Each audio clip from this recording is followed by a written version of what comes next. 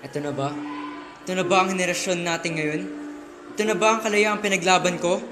Sinulat ko ang No Limitangere para mamulat ang bawat Indio na ang sarili nilang bansa ay pinagkakait sa kanila.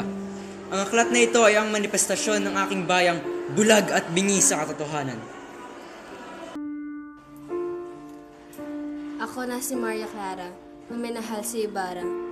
Ngunit sa huli ay hindi rin pala kami magsasama. Tinago mo sa akin ang katotohanan tungkol sa aking pagkatao.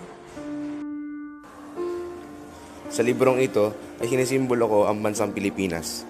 Ang Pilipinas na unti-unting sisirain ng mga Pilipino, gaya ng pagsira ko sa sarili kong katawan. Indio, nagkalat ng mga walang galang na Indio. Anong karapatan nila na lumaban sa mga nakakataas sa kanila?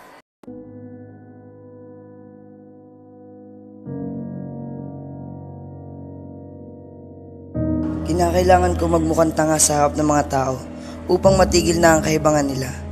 Ngunit ano ang silbi ng aking katalinuhan kung sa tingin nila ay ako'y matandang nababaliw lamang?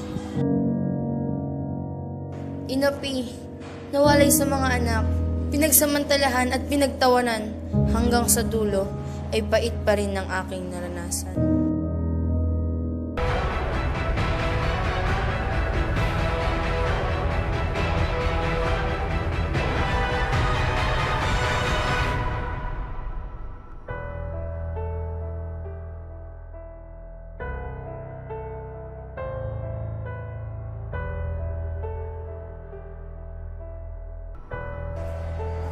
Ito na ba, Rizal? Ito lang ba?